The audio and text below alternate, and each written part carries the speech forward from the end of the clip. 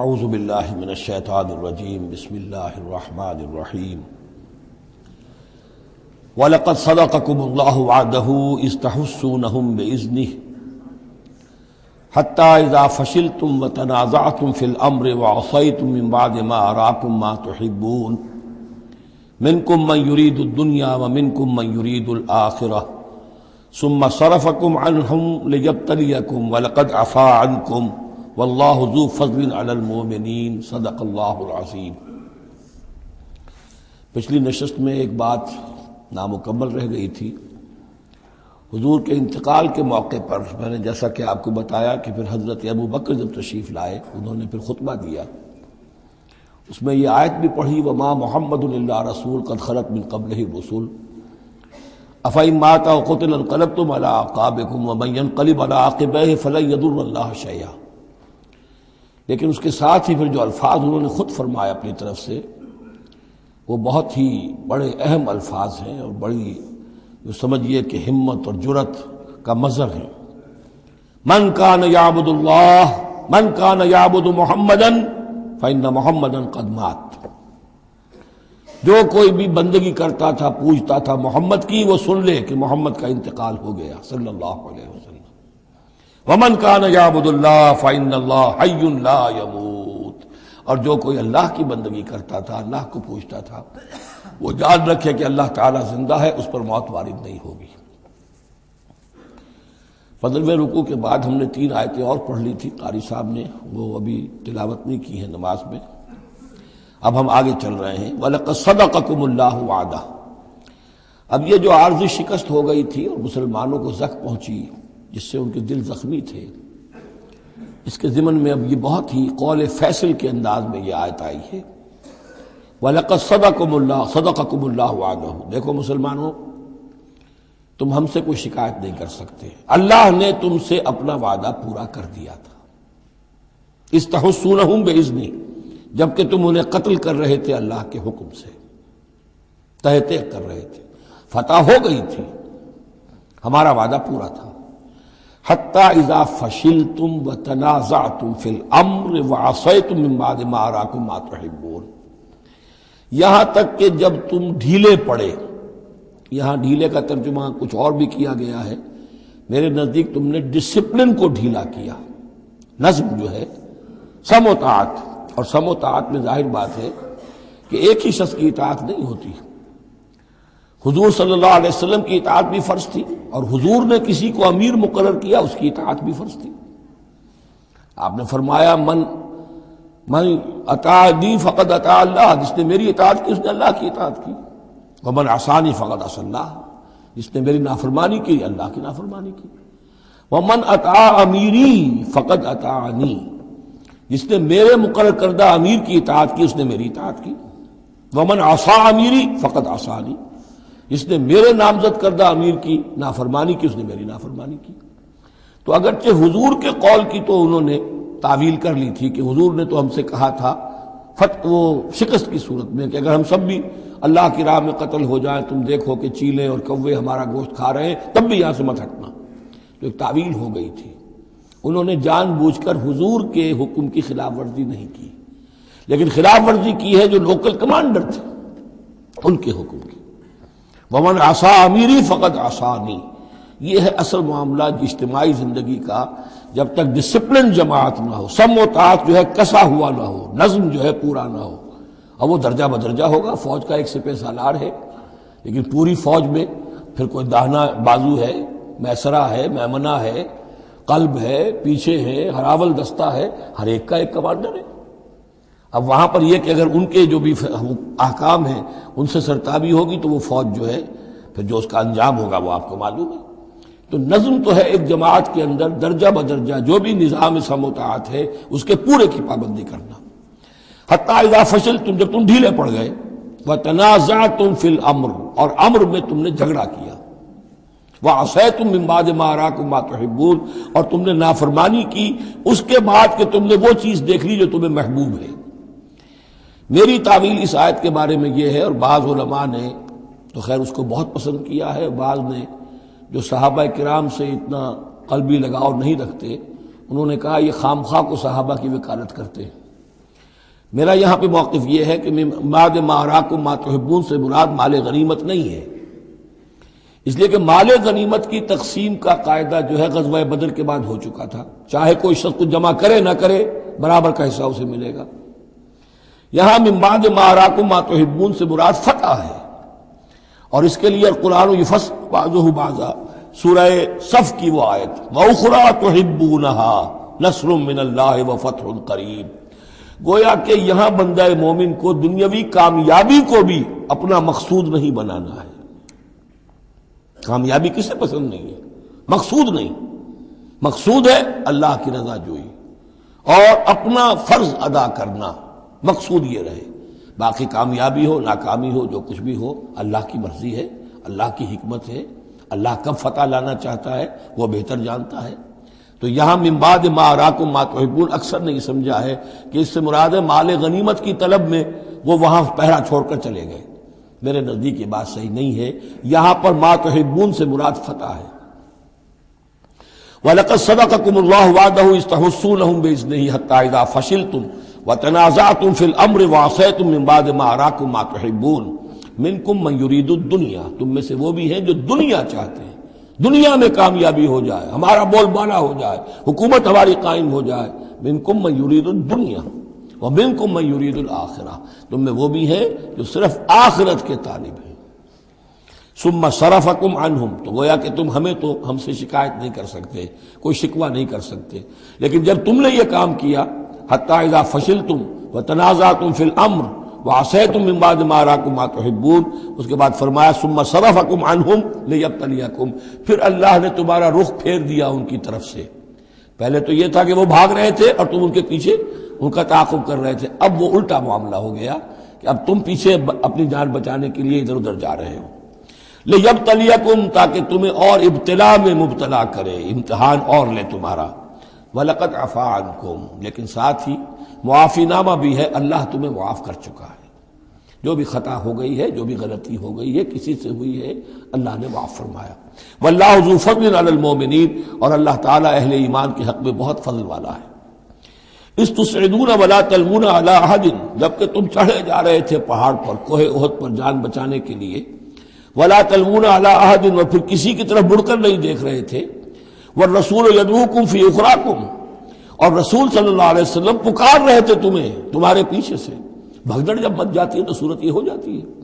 حضور کے گرد تو آ گیا تھا، نرغہ کر لیا گیا تھا، اور یہ کہ بعض صحابہ نے اپنے جسموں کو ڈھال کا کام، یعنی ڈھال کے طور پر استعمال کیا ہے، تب حضور صلی اللہ علیہ وسلم کو وہ بچانے میں کامیاب ہوئے ہیں۔ ویسے تو بچانے والا اللہ ہے، لیکن جو وسائل دنیاوی ہیں اس کے اعتبار سے۔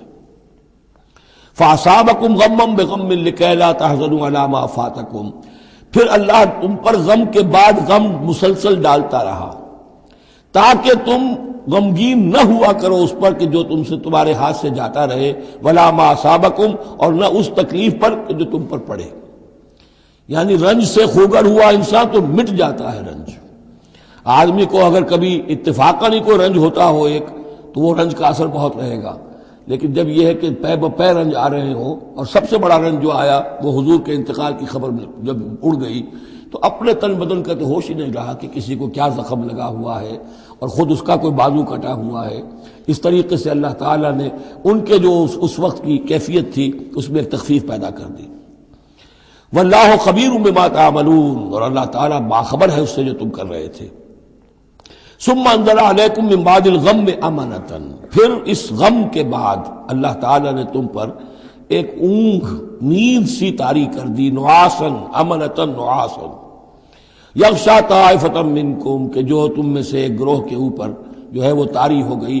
اور یہ نیند جو آتی ہے یہ اطمینان قلب کا مظہر ہوتی ہے، کہ جیسے اب سب کچھ انسان نے بھلا دیا اور یہ کہ ایک اس کی کیفیت جو ہے ہو گئی ہے، تو یہ اللہ کی رحمت کے طور پر ہوا۔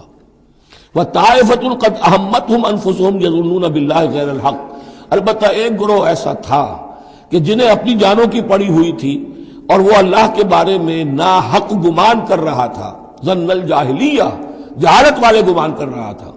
یعنی اگر کوئی بچے کھچے منافقین بھی رہ گئے تھے عبداللہ ابن ابی کے 3 سے آدمیوں کے جانے کے بعد، اگر کوئی 2-4 ہوں تو ان کا حال یہ تھا کہ اس وقت انہیں اپنی جانوں کے لالے پڑے ہوئے تھے۔ جب یہ کیفیت ہو تو وہ اون کیسے آئے گی؟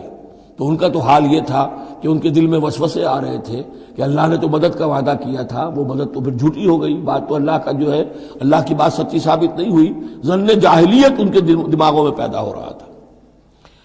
وَطَائِفَةٌ قَدْ أَهَمَّتْهُمْ أَنفُسُهُمْ، انہیں اپنی جانوں کے لالے پڑ گئے، يَظُنُّونَ بِاللَّهِ غَيْرَ الْحَقِّ ظَنَّ الْجَاهِلِيَّةِ، وہ اللہ کے بارے میں گمان کر رہے تھے ناحق، کیونکہ جاہلیت کا ظن تھا۔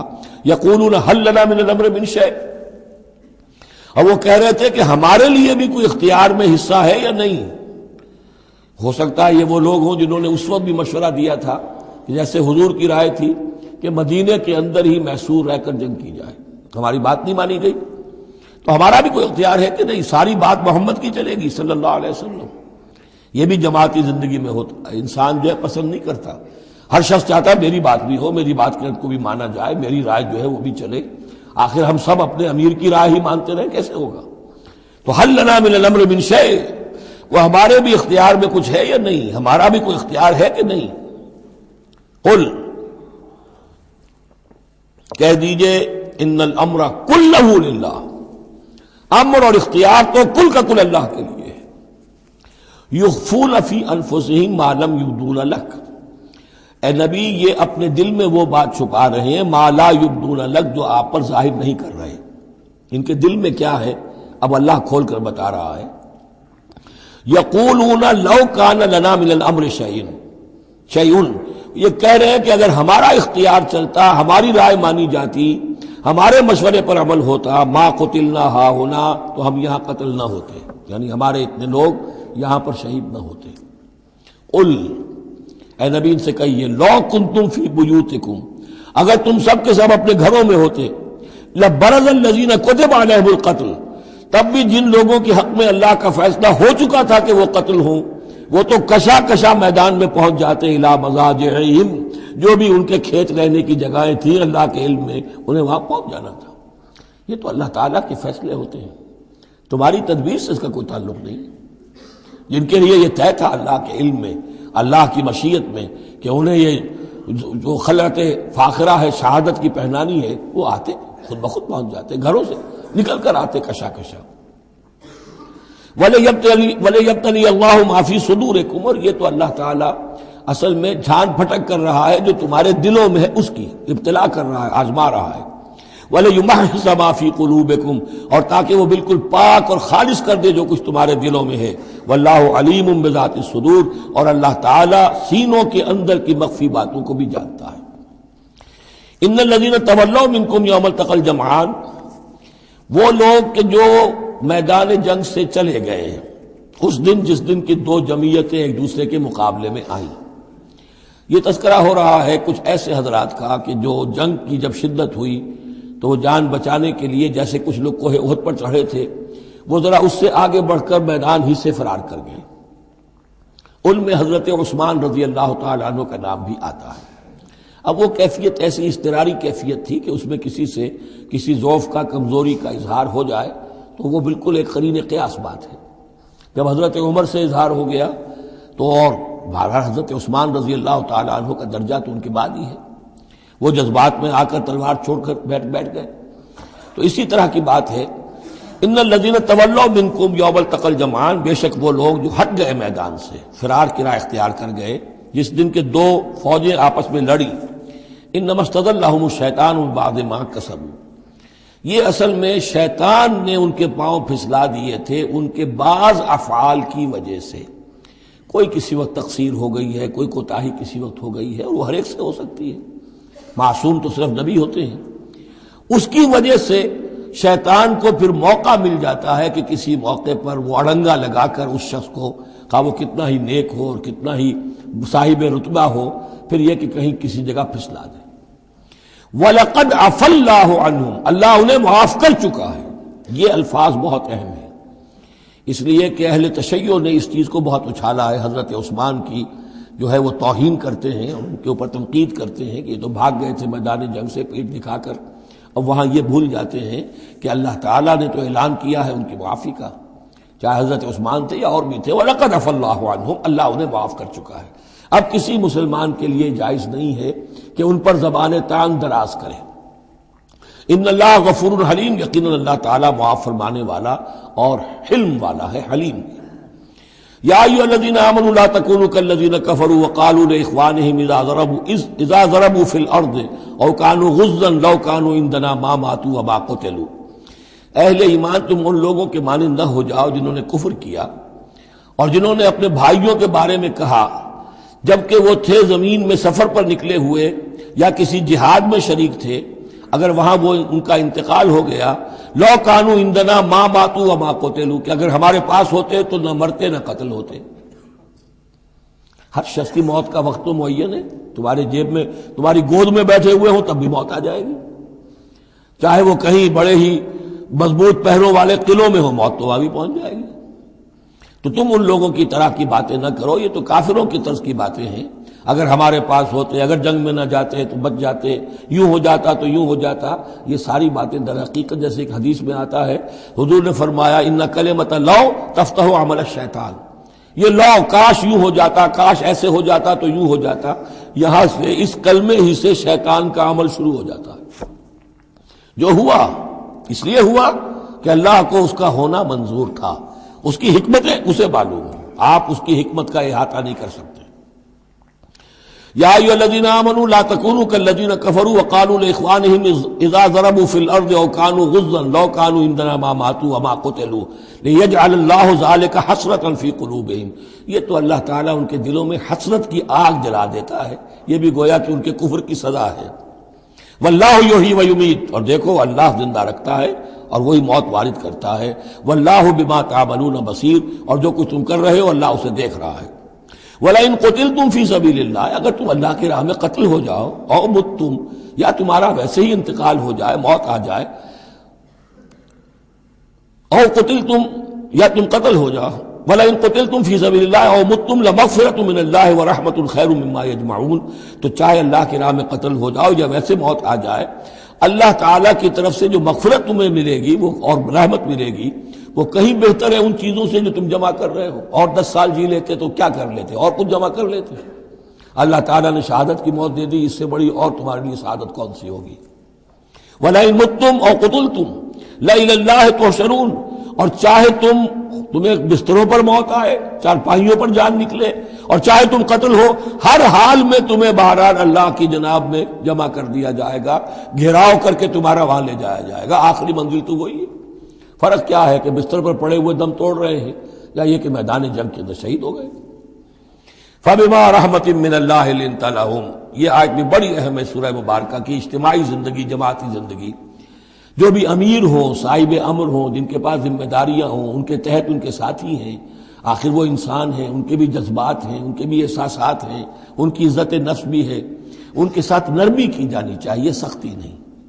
کوئی ملازم ہے، ملازم کے ساتھ آپ سختی کر سکتے ہیں، لیکن یہ تو والنٹیئرز ہیں، جو بھی آیا ہے، جو بھی حضور کے ساتھ تھا، کون تھا وہ؟ کوئی تنخواہ یافتہ سپاہی تو نہیں تھا، وہ کوئی مرسنریز تو نہیں تھے، یہ لوگ آئے ہیں ایمان کی وجہ سے آئے ہیں۔ اب بھی کوئی جماعت ہے، دینی جماعت بنی ہے، تو جو بھی لوگ اس میں کام کر رہے ہیں، تو وہ جو ساتھی ہیں ان کے ساتھ ان کے امراء کو نرم رویہ اختیار کرنا چاہیے۔ فَبِمَا رَحْمَةٍ مِّنَ اللَّهِ لِنتَ لَهُمْ، تو یہ تو اللہ کی رحمت کی بات ہے، اللہ کی رحمت کا مظہر ہے نبی کہ آپ ان کے حق میں بہت نرم ہیں۔ وَلَوْ كُنْتَ فَظًّا غَلِيظَ الْقَلْبِ، اور اگر ہوتے آپ تند خو اور سخت دل، لَانفَضُّوا مِنْ حَوْلِكَ، تو یہ آپ کے ارد گرد سے منتشر ہو جاتے، آپ کو چھوڑ کر چلے جاتے۔ کوئی کارواں سے ٹوٹا، کوئی بدگماں حرم سے، کہ امیر کارواں میں نہیں خوئے دل نوازی۔ لَانفَضُّوا مِنْ حَوْلِكَ فَاعْفُ عَنْهُمْ، اب چونکہ اتنی بڑی غلطی ہوئی تھی، بہت بڑا چرکا لگ گیا تھا مسلمانوں کو، حضور سے کہا جا رہا ہے اپنے ان ساتھیوں کے بارے میں بھی اپنے دل میں میل مت آنے دیجیے۔ غلطی ہو گئی ہے، کوتاہی ہو گئی ہے، اللہ نے معاف کر دیا ہے، فَاعْفُ عَنْهُمْ، تو آپ بھی انہیں معاف کر دیں، عام حالات میں بھی معاف کرتے رہا کریں۔ وَاسْتَغْفِرْ لَهُمْ، جو خطا ہو گئی یا ہو جائے اس پر استغفار کیا کریں ان کے لیے۔ وَشَاوِرْهُمْ فِي الْأَمْرِ، اور یہ نہ کریں کہ اب آئندہ ان کی کوئی بات نہیں سننی، نہیں، مشورے میں شامل رکھیے ان کو بھی، اور ان سے مشورہ کرتے رہا کیجئے امر میں۔ اس سے بھی باہمی اعتماد پیدا ہوتا ہے کہ ہمارا امیر ہم سے مشورہ کرتا ہے، ہماری بات کو اہمیت دیتا ہے۔ یہ بھی گویا کہ در حقیقت اجتماعی زندگی کے لیے بہت ہی ضروری بات ہے۔ فَإِذَا عَزَمْتَ، البتہ جب مشورے کے بعد آپ کا دل ٹھک جائے، آپ ایک ارادہ کر لیں، فیصلہ کر لیں، فَتَوَكَّلْ عَلَى اللَّهِ، تو اب کسی شخص کی بات کی پرواہ نہ کیجیے، پھر توکل سارا اللہ کی ذات کے اوپر۔ یعنی حضور نے مشورہ کیا تھا اس وقت، کچھ لوگوں کی رائے وہی تھی جو حضور کی رائے تھی، لیکن کچھ حضرات نے کہا کہ ہم تو کھلے میدان میں، ہم کاہے کو جان بچا کر بیٹھے ہیں یہاں پر، ہمیں تو شہادت کی موت چاہیے، شہادت مطلوب و مقصود مومن۔ تو حضور نے ان کی رعایت کی، فیصلہ کر دیا۔ اب جو فیصلہ حضور کا ہے اب اس پر توکل، اس لیے کہ اس کے فوراً بعد جب حضور حضرت عائشہ کے حجرے سے برآمد ہوئے ہیں تو خلاف معمول آپ نے زرہ پہنی ہوئی تھی، ہتھیار لگائے ہوئے تھے، اس سے اندازہ ہو گیا کہ معاملہ کوئی سخت ہے جو آنے والا ہے۔ تو پھر ان لوگوں نے کہا حضور ہم اپنی رائے واپس لیتے ہیں، جو آپ کی رائے اس پر عمل کر لیں، یہ اس کا معاملہ ہے۔ جب ایک فیصلہ ہو جائے تو یہ نہیں کہ اب دل میں یقین ہو جائے آدمی، ابھی ادھر ابھی ادھر، نہیں، پھر اس کے اوپر جم جائے۔ فَإِذَا عَزَمْتَ، جب آپ ایک فیصلہ کر لیں، فَتَوَكَّلْ عَلَى اللَّهِ، تو اللہ پر توکل کیجئے، ان اللہ يحب المتوکلین، یقیناً اللہ تعالیٰ توکل کرنے والوں کو پسند کرتا ہے۔ ان ینصرکم اللہ فلا غالب لکم، اے مسلمانوں دیکھو، اگر اللہ تمہاری مدد کرے گا کوئی تم پر غالب نہیں آ سکتا۔ وَإِن يَخْذُلْكُمْ، اور اگر اللہ تمہاری مدد چھوڑ دے، دستکش ہو جائے، فَمَنْ ذَا الَّذِي يَنصُرُكُم مِّن بَعْدِهِ، تو کون ہے وہ جو تمہاری مدد کرے گا اس کے بعد۔ وَعَلَى اللَّهِ فَلْيَتَوَكَّلِ الْمُؤْمِنُونَ، پس اللہ ہی پر توکل کرنا چاہیے ایمان والوں کو۔ وَمَا كَانَ لِنَبِيٍّ أَن يَغُلَّ، اور کسی نبی کی یہ شان نہیں ہے کہ وہ غل کرے۔ اب یہ غل اور غل یہ دو الفاظ ہیں عربی زبان کے، عام طور پر جو غل کا لفظ آتا ہے وہ مال غنیمت میں سے کسی چیز کا چوری کر لینا، اور غل ہے دل میں کینہ ہونا۔ تو ایک خیال تو یہ ہے، اور یہ روایات ہیں کہ حضور پر کچھ منافقوں نے الزام لگایا تھا کہ مال غنیمت میں آپ نے کوئی خیانت کی ہے، معاذ اللہ ثم معاذ اللہ۔ تو اس کا جواب دیا جا رہا ہے کسی نبی کی یہ شان نہیں ہے کہ وہ کوئی چوری کرے، کوئی چیز چھپائے۔ وَمَن يَغْلُلْ يَأْتِ بِمَا غَلَّ يَوْمَ الْقِيَامَةِ، اور جو کوئی ایسا کام کرے گا وہ تو پھر جو کچھ اس نے چھپایا ہوگا لے کر حاضر ہوگا قیامت کے دن۔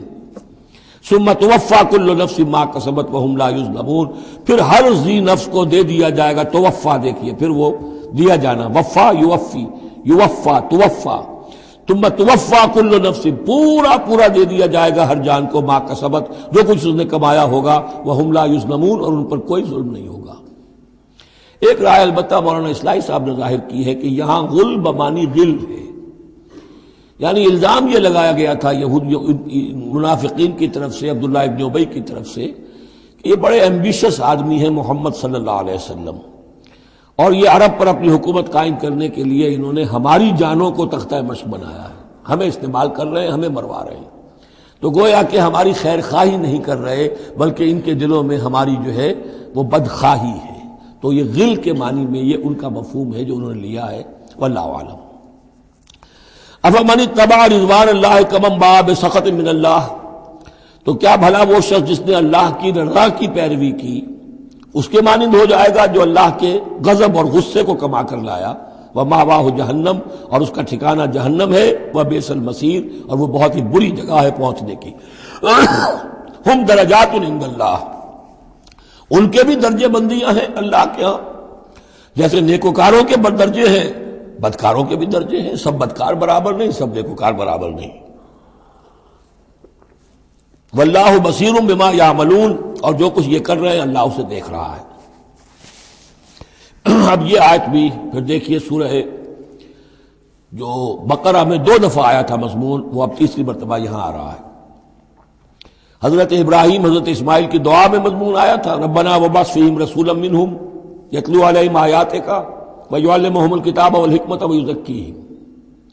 پھر آ گیا تھا 18ویں رکوع کے آخر میں، کما ارسلنا فیکم رسولا منکم یتلو علیکم آیاتنا ویزکیکم ویعلمکم الکتاب والحکمہ ویعلمکم ما لم تکونوا تعلمون۔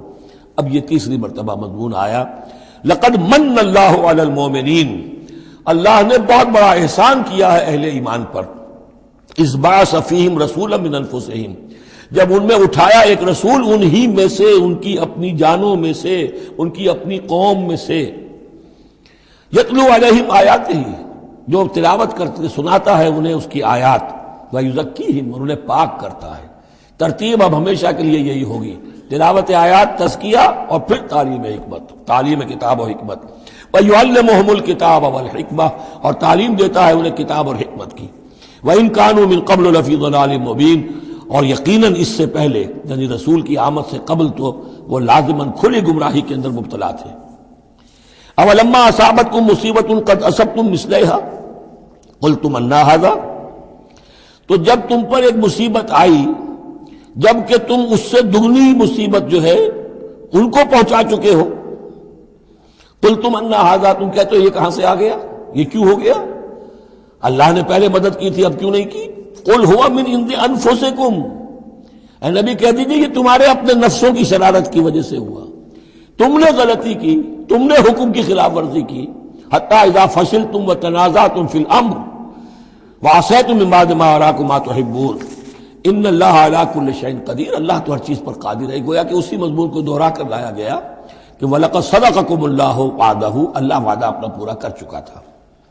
وَمَا أَصَابَكُمْ يَوْمَ الْتَقَى الْجَمْعَانِ، البتہ یہ اللہ چاہتا تو کنڈون کر دیتا، تمہیں کوئی سزا نہ دیتا، معاف کر دیتا بغیر سزا دیے، لیکن یہ کہ اللہ کی حکمت کا تقاضا یہ ہوا کہ تمہیں سزا دی جائے، اس لیے کہ ابھی تو بڑے بڑے مراحل آنے ہیں۔ اگر اسی طرح تم نظم کو توڑتے رہے اور احکام کی خلاف ورزی کرتے رہے تو پھر تمہاری حیثیت جو ہے ایک جماعت کی تو نہیں ہوگی، پھر تو ایک انبوہ ہے، ہجوم مومنین ہوگا، جماعت، لشکر، فوج، حزب اللہ درکار تو وہ ہے۔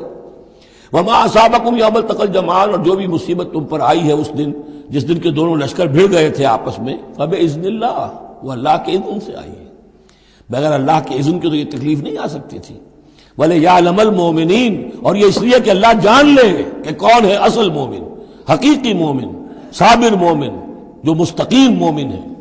وَلِيَعْلَمَ الَّذِينَ نَافَقُوا، اور تاکہ دیکھ لے کہ کون ہے منافق۔ اور یہاں اصل ترجمہ ہم کرتے ہیں تاکہ اللہ ظاہر کر دے کہ کون ہے مومن اور ظاہر کر دے کہ کون ہے منافق۔ کھل گیا کہ نہیں؟ 300 کو لے کر عبداللہ ابن ابی چلا گیا تو اب سب کو پتہ تو چل گیا، آئندہ ان کی بات پر اعتبار تو نہیں کریں گے، وہ چکنی چپڑی باتیں کریں گے تو ان کی باتیں جو ہے کان لگا کے سنیں گے تو نہیں۔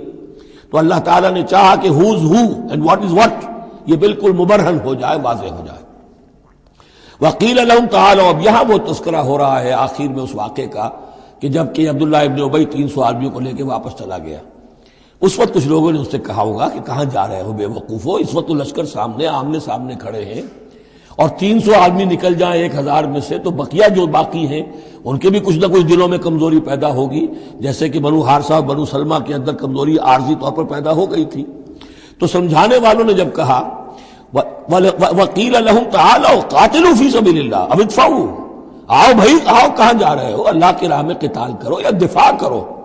دفاع ہو رہا ہے تو مدینے کے اوپر حملہ ہوگا تو کیا ہوگا، اگر یہاں پر یہ لشکر جو ہے شکست کھا گیا تو کیا تمہاری بہو بیٹیاں جو ہے پھر آ کر وہ انہیں لے کر اپنی باغیاں بنا کر نہیں لے جائیں گے؟ اللہ کی راہ میں جنگ کرو، اگر یہ نہیں تو کم سے کم اب دفاع جو ہے مدینے کا اس کے لیے تو کھڑے رہو۔ قالوا لو نعلم قتالا لاتبعناکم، ان کا اگر ہم سمجھتے کہ جنگ ہونی ہے تو ہم ضرور تمہارا ساتھ دیتے، یعنی یہ تو در حقیقت نورا کشتی ہو رہی ہے، یہ حقیقت میں جنگ ہے ہی نہیں۔ یہ محمد کے ساتھی جو مہاجرین آئے ہیں مکے سے اور یہ جو مکے سے اب آئے ہیں چڑھ کر، یہ سب ایک ہیں، ایک ہی تھیلے کے چٹے بٹے ہیں اور ہمارا ان سے کوئی سروکار نہیں۔ لو نعلم قتالا لاتبعناکم ہم للکفر یومئذ اقرب منہم للایمان، اس دن وہ ایمان کی نسبت کفر سے قریب تر تھے۔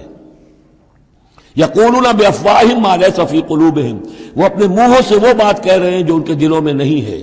واللہ عالم بما یکتمون، اور جو کچھ وہ چھپا رہے ہیں وہ اللہ کے علم میں ہے۔ الذین قالوا لاخوانہم وقعدوا لو اطاعونا ما قتلوا، یہ وہ لوگ ہیں کہ جنہوں نے کہا، ان کے جو بھائی جو وہاں پر ابو سلمان صادق الایمان تھے جو وہاں شہید ہو گئے، تو جو لوگ بیٹھے رہے تھے انہوں نے کہا لو اطاعونا ما قتلوا، اگر وہ بھی ہمارے ساتھ آ گئے ہوتے، ساتھ ہمارے چلے آتے، 300 ہم آئے تھے، وہ اور بھی آ جاتے تو قتل نہ ہوتے۔ قل فادرؤوا عن انفسکم الموت ان کنتم صادقین، تو اے نبی ان سے کہیے اچھا اگر سچے ہو تو اپنی جانوں سے موت کو ہٹا کر دکھاؤ، کیا موت سے بچے رہو گے؟ کیا موت یہاں گھروں میں نہیں آئے گی؟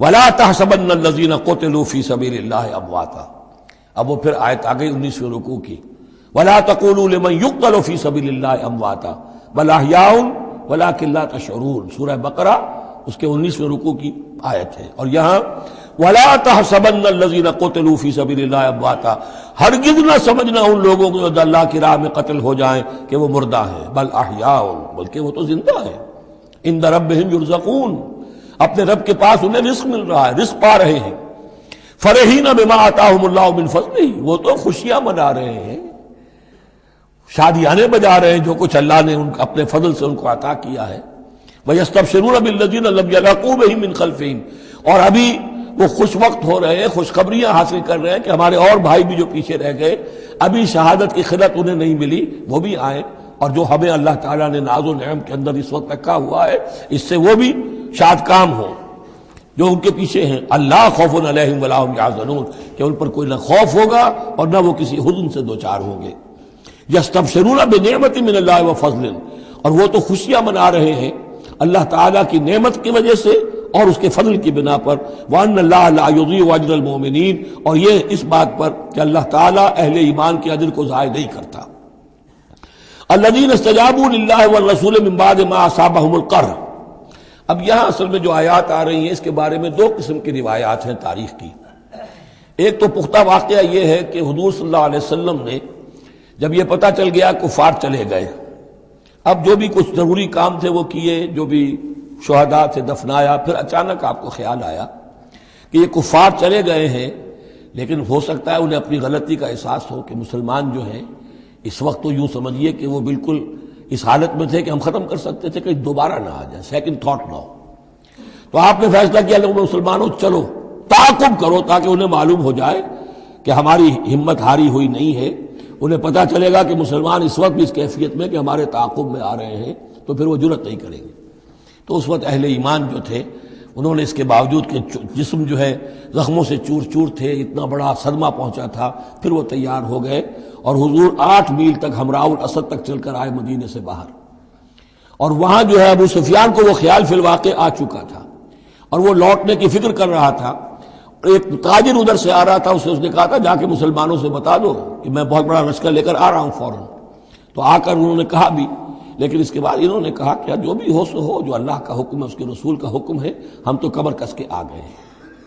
اسی طرح کا واقعہ بیان ہوتا ہے کہ ابو سفیان جاتے ہوئے یہ کہہ گیا تھا کہ اب اگلے سال دوبارہ ملاقات ہوگی بدر میں، یعنی 1 سال پہلے بدر میں جنگ ہوئی تھی، اب 1 سال کے بعد جو ہے یہ احد میں ہم آ گئے مدینے پر حملہ آور ہو کر، اب ہمارے تمہارے درمیان تیسرا مقابلہ بدر میں ہوگا اگلے سال، وہ بدر صغریٰ کہلاتا ہے۔ تو حضور اس کے لیے نکلے، گئے بدر تک، ادھر سے ہی ابو سفیان اپنا پورا لشکر لے کر آئے، اور اس مرتبہ پھر وہی کیا کہ کچھ لوگوں کے ذریعے سے ہراسمنٹ پیدا کی، خوف پیدا کیا کہ لوگوں کیا کر رہے ہو بے وقوفو، وہ قریش تو بہت بڑا لشکر لے کر آ رہے ہیں، بہت بڑا لشکر لے کر آ رہے ہیں۔ تو اس کے جواب میں مسلمانوں نے وہ صبر والے کلمات کہے جو آ رہے ہیں۔ تو یہ دونوں یہ الفاظ جو ہیں، یہ آیات دونوں پر منطبق ہو سکتی ہیں۔ الذین استجابوا للہ والرسول من بعد ما اصابهم القرح، جن لوگوں نے لبیک کہی اللہ کی پکار پر اور رسول کی پکار پر اس کے بعد کہ انہیں چرکے لگ چکے تھے، زخم ان کے جسم زخمی تھے، للذین احسنوا منہم واتقوا اجر عظیم، یقیناً ایسے محسنین اور متقین کے لیے بہت بڑا اجر ہے۔ الذین قال لهم الناس ان الناس قد جمعوا لكم، جنہیں آ کر خبردار کیا تھا اور جن کو خوف دلایا تھا لوگوں نے کہ دیکھو لوگ بڑی جمع ہو گئے ہیں، بڑی قوت بڑی جمعیت آ رہی ہے، فخشوہم، ان سے ڈرو، فزادہم ایمانا، اس سے ان کے ایمان میں اور اضافہ ہو گیا۔ وقالوا حسبنا اللہ ونعم الوکیل، اور انہوں نے کہا اللہ ہمارے لیے کافی ہے اور اس کا سہارا سب سے اچھا سہارا ہے۔ فانقلبوا بنعمت من اللہ، ابو سفیان کو جب پتا چلا کہ محمد تو ہمارے تعاقب میں آ رہے ہیں تو انہوں نے عافیت اسی میں سمجھی کہ وہ پھر سیدھا مکہ کی طرف رخ کر لیا، اور یہی معاملہ ہوا ہے کہ بدر صغریٰ جو دوسری مرتبہ وہ بدر میں آنے کا، جب اس نے سنا کہ محمد رسول اللہ تو اپنے پورے ساتھیوں کے ساتھ آ گئے ہیں تو کوئی کنی کترا کر اور طرح دے کر نکل گیا، مقابلے میں نہیں آیا۔ فانقلبوا بنعمت من اللہ، تو وہ لوٹ آئے اللہ تعالیٰ کے انعام سے، نعمت سے، وفضل، اور اس کے فضل سے، لم یمسسہم سوء، کوئی برائی ان کو مس نہ کر سکی، کوئی تکلیف نہیں پہنچی، آزمائش تھی وہ اللہ نے کر لی۔ واتبعوا رضوان اللہ، انہوں نے تو اللہ کی رضا کی پیروی کی۔ واللہ ذو فضل عظیم، اور یقیناً اللہ تعالیٰ بڑے فضل کا مالک ہے۔ انما ذالکم الشیطان یخوف اولیاءہ، اے مسلمانوں یہ شیطان ہے جو تمہیں ڈراتا ہے اپنے ساتھیوں سے. وہ چاہتا ہے کہ اس کے جو ساتھی کفار ہیں، حزب الشیطان ہے، وہ اس کا خوف تمہارے اوپر قائم کر دے. اور ایک معنی اس کے یہ بھی لیے گئے ہیں کہ شیطان کی اس تخویف کا اثر انہی پر ہوتا ہے جو اس کے ولی ہوتے ہیں. جو اولیاء اللہ ہیں ان پر شیطان کی طرف سے اس قسم کی وسوسہ اندازی کا اثر نہیں ہوتا. ذالکم الشیطان یخوف اولیاءہ، وہ ڈراتا ہے تمہیں اپنے دوستوں سے یا ڈراتا ہے اپنے دوستوں کو. جو شیطان کے ساتھ رشتہ رکھتے ہیں، جو اس کی باتیں سنتے ہیں، انہی پر اثر ہوتا ہے شیطان کی طرف سے اس قسم کی وسوسہ اندازیوں کا. فلا تخافوہم، تو تم ان سے مت ڈرو، وخافونی، مجھ سے ڈرو، ان کنتم مؤمنین، اگر تم سچے، اگر تم مومن صادق ہو. ولا يحزنك الذين يسارعون في الكفر، اور اے نبی یہ لوگ جو کفر کے معاملے میں اس قدر سرگرمی دکھا رہے ہیں، بھاگ دوڑ کر رہے ہیں، وفد جا رہے ہیں ادھر سے ادھر، یہودیوں کے وفد جا رہے ہیں مکے کہ آؤ چڑھائی کرو، ہم اندر سے تمہاری مدد کریں گے. اب یہ جو یوں سمجھیے جسے آج کل آپ کہتے ہیں کہ بڑی ڈپلومیٹک ایکٹیویٹی ہو رہی ہے اس وقت، ادھر ادھر جو پھر رہے ہیں، تو اے نبی اس سے آپ کوئی رنجیدہ نہ ہو، کچھ نہیں ہوگا. یہ سارا جو ہے وہ سیلاب کے اوپر کا جیسے جھاگ ہوتا ہے، اس کے سوا کچھ نہیں. ولا يحزنك الذين يسارعون في الكفر، جو لوگ یہ چلت پھرت دکھا رہے ہیں کفر کے لیے، اے نبی اس سے آپ رنجیدہ نہ ہو. انہم لن يضروا اللہ شیئا، وہ ہرگز اللہ کو کوئی نقصان نہیں پہنچا سکیں گے. یرید اللہ اللہ یجعل لهم حظا فی الآخرہ، یہ تو اللہ کے اس فیصلے کا ظہور ہے کہ اللہ نہیں چاہتا کہ ان کا کوئی حصہ آخرت میں ہو. وَلَهُمْ عَذَابٌ عَظِيمٌ، اور ان کے لیے تو بڑا عذاب ہے. ان الذين اشتروا الكفر بالایمان لن يضروا اللہ شیئا، یقیناً جنہوں نے ایمان ہاتھ سے دے کر کفر خرید لیا وہ اللہ کو کوئی نقصان نہیں پہنچا سکتے. وَلَهُمْ عَذَابٌ أَلِيمٌ، ان کے لیے دردناک عذاب ہے. وَلَا يَحْسَبَنَّ الَّذِينَ كَفَرُوا أَنَّمَا نُمْلِي لَهُمْ خَيْرٌ لِأَنفُسِهِمْ، اور نہ سمجھے یہ کافر کہ ہم جو انہیں مہلت دے رہے ہیں تو یہ ان کے لیے اچھائی کر رہے ہیں. اچھائی نہیں ہے. کفر کو مہلت ملتی ہے تاکہ اور بڑھ جائے، ثم ازدادوا کفرا، کفر میں اور بڑھ جائے، تاکہ وہ اور برے سے برے عذاب کے اپنے آپ کو مستحق بنا لے. اللہ ڈھیل دیتا ہے، لیکن یہ نہ سمجھے وہ کہ یہ ڈھیل ان کے حق میں اچھی ہے. ولا يحسبن الذين كفروا انما نملي لهم خير لانفسهم انما نملي لهم ليزدادوا اثما، یہ ہم ان کی رسی دراز کرتے ہیں، ڈھیل دیتے ہیں تاکہ اور گناہ کما لیں. وَلَهُمْ عَذَابٌ مُهِينٌ، اور پھر ان کے لیے اہانت آمیز عذاب ہو. ما كان الله ليذر المؤمن، یہ آیت پھر بہت اہم آ گئی ہے کہ اللہ تعالیٰ کی طرف سے یہ آزمائشیں کیوں آتی ہیں، اپنے نیک بندوں کو، اپنے صالح بندوں کو ان تکلیفات میں کیوں ڈالتا ہے، حالانکہ وہ تو قادر مطلق ہے، آنے واحد میں جو چاہے کر دے. ما كان الله ليذر المؤمنين على ما انتم عليه، دیکھو اللہ کے لیے یہ بات اللہ کی حکمت کے مطابق نہیں ہے کہ وہ تمہیں چھوڑے رکھے اسی حال میں جس میں تم ہو.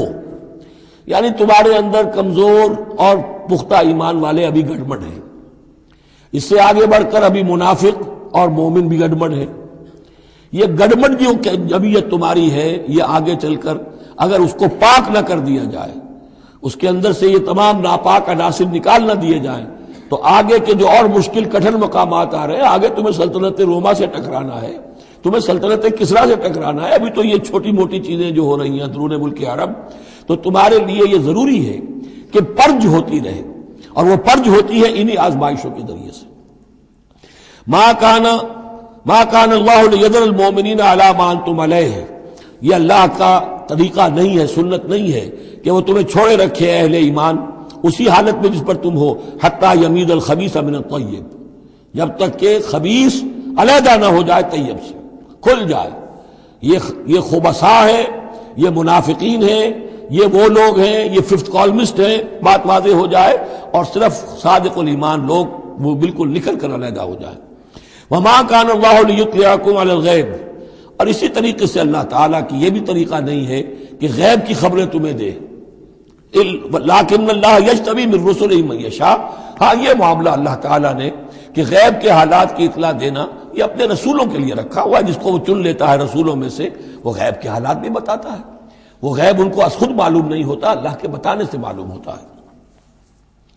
یعنی یہ کہ ان آزمائشوں میں کیا حکمتیں ہیں، کیا اس میں تمہارے لیے خیر آ رہا ہے، ہر چیز ہر ایک کو نہیں پڑھائی جائے گی بچوں کی طرح، البتہ یہ کہ یہ چیزیں ہم رسولوں کو بتا دیتے ہیں. فآمنوا باللہ ورسلہ، تمہارے لیے طریقہ صحیح کیا ہے؟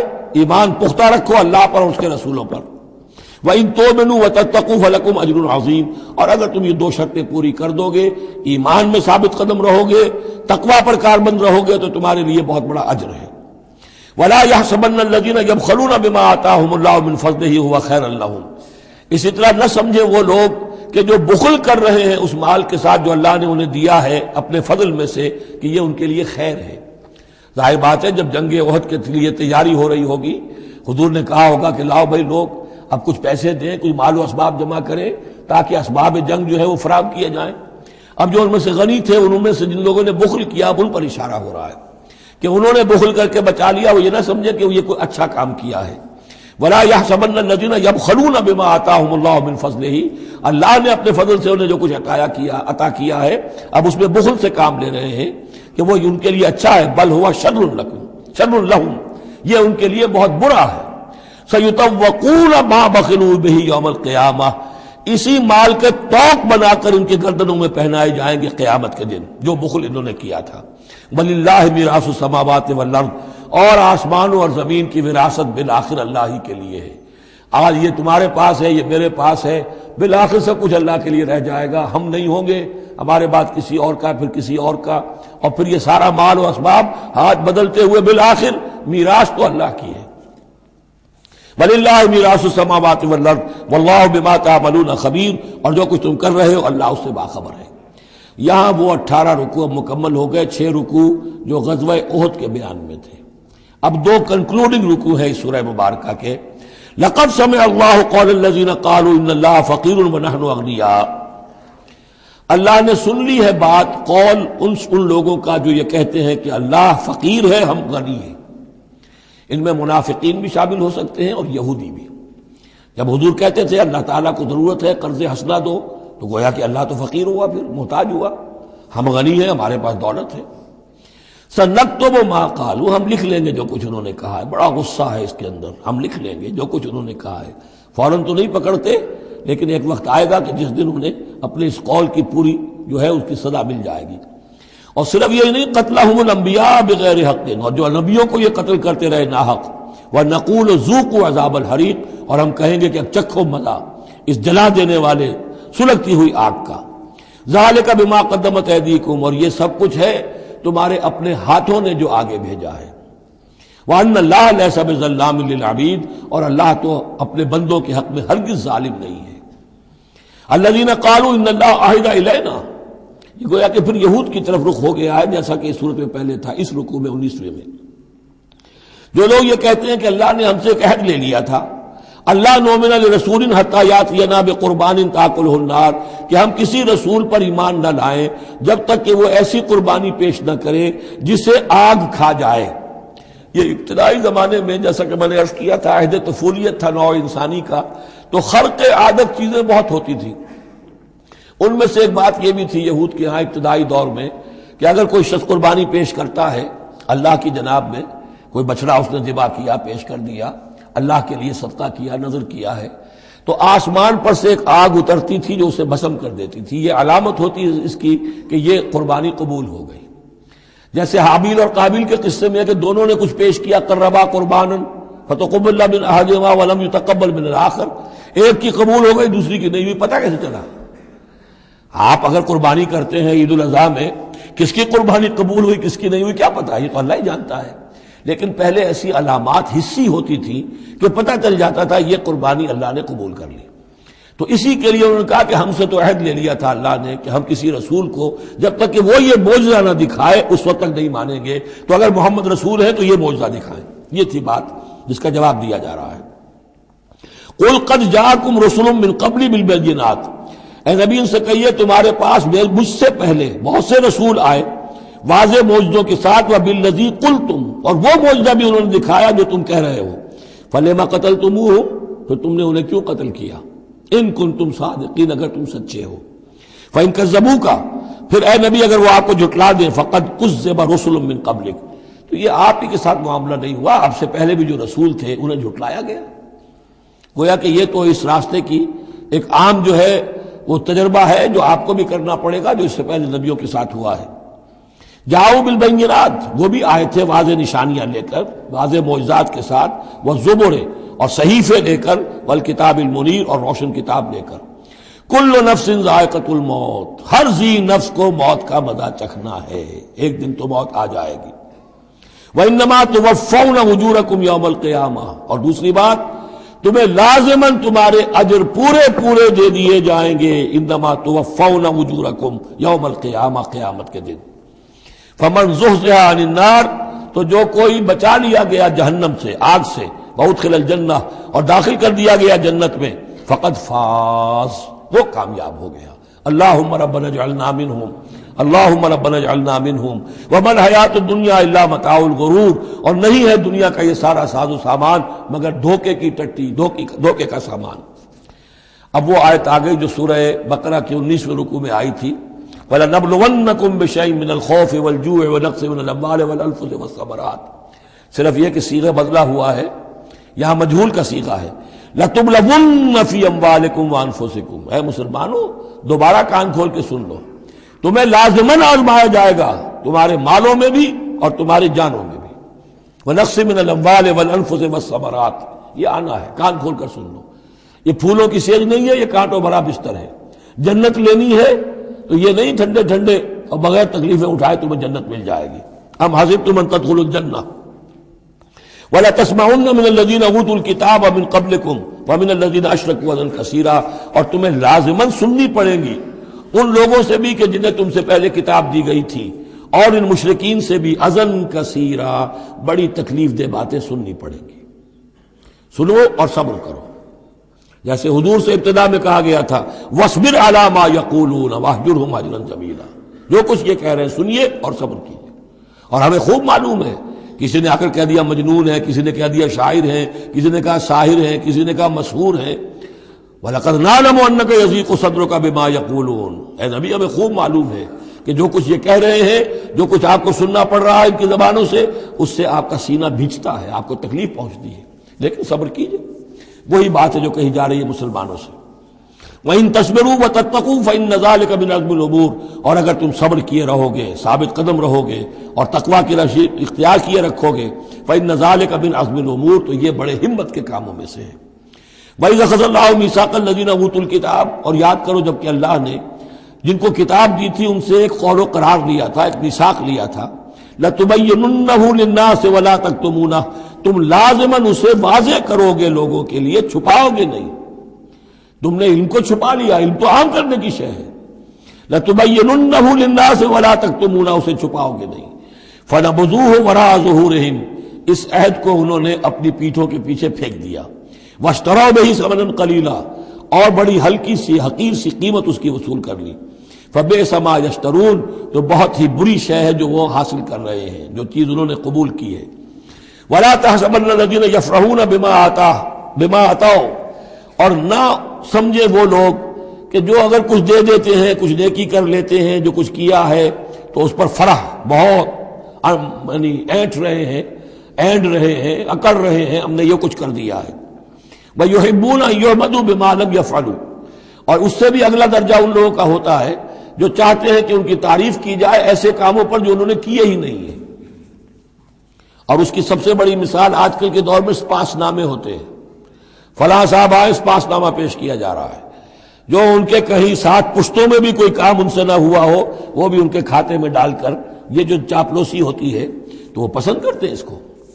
وَيُحِبُّونَ أَن يُحْمَدُوا بِمَا لَمْ يَفْعَلُوا، جو کچھ کیا ہی نہیں اس پر بھی ان کی تعریف کی جائے، اگر کچھ کر لیا تو کہنے کیا ہے، اس کا تو ڈھنڈورا پیٹیں گے، اس کو تو شائع کریں گے، اس کا جو بھی ہوگا ڈنکے کی چوٹ بیان کریں گے، اس سے بھی آگے بڑھ کر جو کیا نہیں اس پر تعریف چاہتے ہیں۔ فَلَا تَحْسَبَنَّهُم بِمَفَازَةٍ مِّنَ الْعَذَابِ، تو مت سمجھنا ان کے بارے میں کہ وہ عذاب سے بچ جائیں گے۔ وَلَهُمْ عَذَابٌ أَلِيمٌ، اور ان کے لیے دردناک عذاب ہے۔ وَلِلَّهِ مُلْكُ السَّمَاوَاتِ وَالْأَرْضِ، اللہ ہی کے لیے ہے آسمانوں اور زمین کی بادشاہی۔ وَاللَّهُ عَلَىٰ كُلِّ شَيْءٍ قَدِيرٌ، اور اللہ ہر چیز پر قادر ہے۔ اب آ گیا ہے وہ آخری رکوع جو قرآن مجید کے عظیم ترین مقامات میں سے ہے۔ اس کی پہلی 6 آیتیں وہ ہیں کہ جس کے بارے میں روایت آتی ہے کہ جس شب میں یہ نازل ہوئی ہیں تو پوری رات حضور پر رقت آری رہی، آپ کھڑے بیٹھے لیٹے ہوئے روتے رہے۔ جب آئے حضرت بلال صبح کے وقت جگانے کے لیے، نماز کی اطلاع دینے کہ نماز کا اب تیار ہے، تو جب آپ کو دیکھا کہ آپ پر یہ جو ہے طاری ہے رقت، تو پوچھا کیا وجہ ہے، تو پھر آپ نے فرمایا آج مجھ پر یہ آیات نازل ہوئی. یعنی وہ رقت جو ہے وہ شکر کے جذبے کے تحت تھی، اتنی عظیم آیات. ایک یہ نوٹ کیجئے، یہ 20واں رکوع شروع ہو رہا ہے سورہ آل عمران کا، اور 20ویں رکوع کی پہلی آیت سورہ بقرہ میں کیا تھی؟ ان فی خلق السماوات والارض واختلاف اللیل والنہار والفلک التی تجری فی البحر بما ينفع الناس وما انزل اللہ من السماء من ماء فاحیا به الارض بعد موتها. وہ آیات الآیات اسی کا خلاصہ ہے یہ. ان فی خلق السماوات والارض واختلاف اللیل والنہار، یقیناً آسمانوں اور زمین کی تخلیق میں اور رات اور دن کے الٹ پھیر میں، لآیات لأولی الالباب، ہوش مند لوگوں کے لیے نشانیاں ہیں. وہاں آیت ختم ہوئی تھی لآیات لقوم یعقلون، ان لوگوں کے لیے نشانیاں ہیں جو عقل سے کام لیتے ہیں. یہاں اولو الالباب. یہ پہلا قدم ہے ہدایت کا کہ کائنات کو دیکھو، کھول آنکھ، زمین دیکھ، فلک دیکھ، فضا دیکھ، مشرق سے ابھرتے ہوئے سورج کو ذرا دیکھ، یہ سب آیات الہیہ ہیں، ان کو دیکھو، اللہ کو پہچانو. اگلا قدم کیا ہے؟ جب اللہ کو پہچان لیا اب اسے یاد رکھو. الذین یذکرون اللہ قیاما وقعودا وعلی جنوبہم، جو یاد رکھتے ہیں، ذکر کرتے رہتے ہیں اللہ کا، کھڑے بھی، بیٹھے بھی، لیٹے بھی. وَيَتَفَكَّرُونَ فِي خَلْقِ السَّمَاوَاتِ وَالْأَرْضِ، اور مزید غور و فکر کرتے رہتے ہیں آسمان اور زمین کی تخلیق میں. وہ ایک دوسرے نتیجے تک پہنچتے ہیں، پکار اٹھتے ہیں، ربنا ما خلقت ھذا باطلا، اے رب تو نے یہ سب کچھ بیکار تو پیدا نہیں کیا ہے، بے مقصد تو پیدا نہیں کیا ہے. اور پھر ذہن ان کا منتقل ہوتا ہے اپنی طرف، ہمارا مقصد کیا ہے، میں کس لیے پیدا کیا گیا، میری زندگی بس یہی ہے، کھاؤ پیو، اولاد جنو اور دنیا سے رخصت ہو جاؤ، اللہ اللہ خیر صلی اللہ. تو کیا مقصد ہوا زندگی کا؟ معلوم ہوا کہ نہیں، کوئی خلا ہے. انسانی اعمال کے نتیجے نکلنے چاہیے، نیکی کا بدلہ ملنا چاہیے. اس دنیا میں تو نہیں ملتا. اکثر نیکوکاروں جو ہے وہ دنیا میں فاقوں میں رہتے ہیں، اور بدکار جو ہے وہ عیش کرتے ہیں. تو کوئی اور زندگی ہونی چاہیے، کوئی اور دنیا ہونی چاہیے کہ جس میں بھرپور بدلہ مل جائے، مکافات عمل ہو. لہذا وہ کہہ اٹھتے ہیں سبحانک فقنا عذاب النار، پاک ہے تیری ذات، تو اے اللہ ہمیں اس دوسری زندگی میں جو عذاب تو نے تیار کر رکھا ہے جہنم کا، اس سے بچا. ربنا انک من تدخل النار فقد اخزیتہ، اے اللہ جس کو تو نے داخل کر دیا آگ میں اسے تو رسوا کر دیا. وما للظالمین من انصار، اور ظالموں کے لیے کوئی مددگار نہیں ہوں گے. ربنا اننا سمعنا، اب ایمان باللہ، ایمان بالآخرت کے بعد اب ایسے لوگوں کے دلوں کے کانوں میں جب کسی نبی کی آواز آتی ہے، رسول کی پکار آتی ہے، تو لبیک کہتے ہیں فوراً، دیر نہیں لگاتے. جیسے حضرت ابوبکر نے فوری طور پر دعوت قبول کر لی، اس لیے کہ ایمان باللہ اور ایمان بالآخرت تک تو خود پہنچ چکے تھے. جو میں نے سورہ فاتحہ کے بارے میں آپ کو بتایا تھا کہ سورہ فاتحہ کو سمجھ لیجئے کہ جو شخص اولو الالباب میں سے، ہوش مند لوگوں میں سے یہاں تک پہنچ چکا ہے، اپنی سلامتی طبع، سلامتی عقل، سلامتی فطرت کے نتیجے میں اللہ کو پہچان لیا، آخرت کو پہچان لیا. اب اس کے بعد رسالت، اہدنا الصراط المستقیم. یہاں بھی یہ ہے کہ اب ایسے شخص کے سامنے اگر کسی نبی کی دعوت آئے گی، اس کا رد عمل کیا ہوگا؟ ربنا اننا سمعنا منادیا ینادی للایمان، اے رب ہمارے، ہم نے ایک ندا کرنے والے، پکارنے والے کی پکار کو سنا، وہ ایمان کی صدا لگا رہا تھا، ایمان کی ندا دے رہا تھا. ان آمنوا بربکم، کہ ایمان لاؤ اپنے رب پر. فآمنا، تو اے رب ہمارے اب ایمان لے آئے. اب یہاں سے دیکھیے یہ دعا، عظیم ترین دعا، یہ جو سورہ بقرہ کے آخر میں آئی تھی، یہاں میں سمجھتا ہوں کہ بعض پہلوؤں سے یہ دعا اس سے کہیں زیادہ عظیم تر ہے. ربنا فاغفر لنا ذنوبنا، پیسا ہے ہمارے رب ہمارے گناہ بخش دے.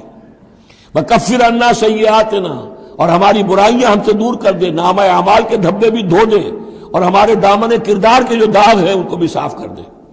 وتوفنا مع الابرار، اور ہمیں وفات دیجو اپنے نیکوکار وفادار بندوں کے ساتھ. ربنا وآتنا ما وعدتنا علی رسلک، اور اے رب ہمارے، ہمیں دیجو وہ سب کچھ جس کا تو نے وعدہ کیا ہے ہم سے اپنے رسولوں کے ذریعے سے. ولا تخزنا یوم القیامہ، ہمیں قیامت کے دن رسوا نہ کیجو. انک لا تخلف المیعاد، یقیناً تو اپنے وعدے کے خلاف کرنے والا نہیں ہے. ہمیں شک ہے تو اس بات میں ہے کہ آیا ہم تیرے ان وعدوں کے مصداق ثابت ہو سکیں گے یا نہیں. لہذا تو اپنی شان غفاری سے ہماری کوتاہیوں پر پردہ پوشی کیجو اور ہمیں دے دیجو وہ سب کچھ جو تو نے وعدہ کیا ہے رسولوں کے ذریعے سے۔ فاستجاب لہم، اب یہ ہے دعا کی قبولیت کی انتہا، فوراً اس دعا کے بعد قبولیت۔ اللہ نے ان کی دعا قبول فرمائی، انی لا اضیع عمل عامل منکم، کہ میں تم میں سے کسی عمل کرنے والے کے کسی عمل کو ضائع کرنے والا نہیں ہوں، من ذکر او انثی، خواہ وہ مرد ہو خواہ عورت، بعضکم من بعض، تم ایک دوسرے ہی میں سے ہو، ایک ہی باپ کے نطفے سے بیٹا اور بیٹی، اور ایک ہی ماں کے رحم میں پلی ہے بیٹی بھی اور بیٹا بھی۔ فالذین ہاجروا، تو میرے وہ بندے اور اے میرے وہ بندوں جنہوں نے یہ کام کیے میرے لیے، فالذین ہاجروا، جنہوں نے ہجرت کی، واخرجوا من دیارہم، جو اپنے گھروں سے نکال دیے گئے، واوذوا فی سبیلی، جنہیں میری راہ میں ایذائیں پہنچائی گئیں، وقاتلوا، اور انہوں نے میری راہ میں جنگ کی، وقتلوا، جانیں بھی دے دی، قتل ہو گئے، لَأُكَفِّرَنَّ عَنْهُمْ سَيِّئَاتِهِمْ، کوئی شک ہی نہیں، لازماً میں ان سے ان کی برائیوں کو دور کر دوں گا، ان کے نامہ اعمال میں کوئی دھبے ہوں گے انہیں بھی دھو دوں گا، وَلَأُدْخِلَنَّهُمْ جَنَّاتٍ تَجْرِي مِن تَحْتِهَا الْأَنْهَارُ، اور لازماً داخل کروں گا انہیں ان باغات میں جن کے نیچے نہریں بہتی ہیں، ثوابا من عند اللہ، اور یہ بدلہ ہوگا اللہ کے پاس سے، واللہ عنده حسن الثواب، اور یقیناً اچھا بدلہ اللہ ہی کے پاس ہے۔ اب اس کے بعد جو 4 آیتیں رہ گئی، 5 آیتیں، یہ پھر ایک کنکلوڈنگ ہے تمام پر، چونکہ اس وقت اس صورت میں کچھ یہود کا ذکر ہوا، نصارہ کا، اہل کتاب کا، اہل ایمان کا، مشرکین کا بھی۔